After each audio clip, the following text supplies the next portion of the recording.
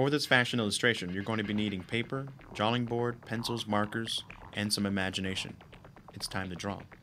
The three things I'd like to teach you today is the height of the model, the importance of clothes, and the style, which means the attitude of the model as well. All three of these play a huge part in creating a fashion illustration for the fashion industry. Fashion illustration is illustrators with a focus on clothing design in all parts of the body, including hairstyles and shoes. In the work of an illustrator, his job or her job is to communicate clothing design through drawing. The main focus is the fashion figure used to drape the clothing. The true female figure, 8 lengths in height, the fashion figure is 10 heads in length, resulting in a more slender look. In fashion drawing, our basic proportions of the human form, from head to crotch, are still retained, while extra length is added to the legs to give spectacular stylized effect and give the designer creation a more dramatic appeal. The body is usually drawn slim and squared off shoulders to add to its elongated shape. So we're going to attempt to show you how to draw a fashion model. This can be done with any material, pencil, pen, marker, paint, or computer-aided design like AutoCAD. I started with the fashion head and I moved down towards the neck and then the shoulders. From the shoulders, I start thinking about the garment and what the model is going to be wearing, and I chose a tank top. In addition, while drawing the tank top, I decided to draw the neckline as well and provide her with a necklace. Moving down her arms and into her waist, I draw a belly button and then start thinking about the clothing that she should be wearing. And I decided that she should be wearing a little pants top to this, so I decided to move forward and to get to her shoes. It would be wise to already know anatomy and how the bones and muscles create movement. In a fashion pose, the attitude of the body or shoulders and hips should tell you the story of how sexy or well modeled the garment is.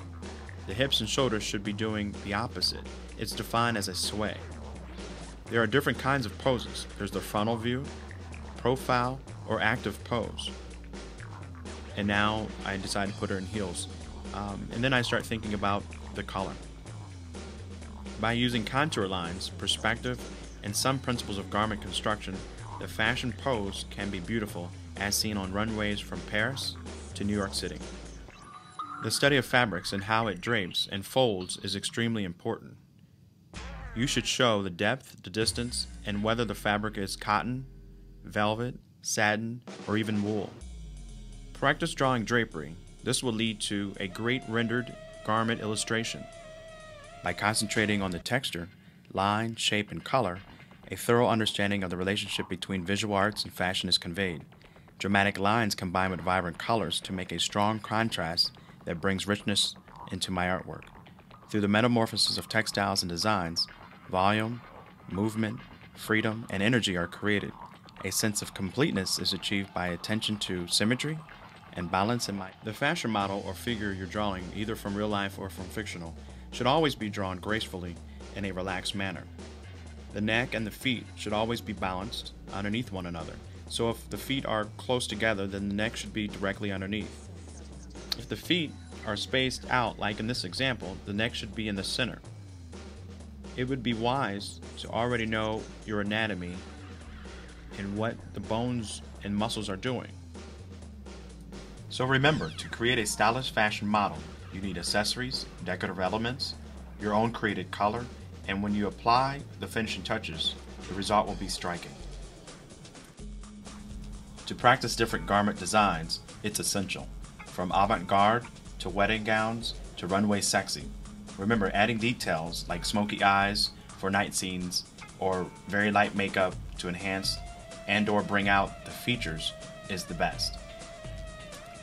Other things you can try with fashion illustration is using other techniques like collage drawing or blending some of your own experiences when creating patterns, such as abstract designs or even creating a new font style.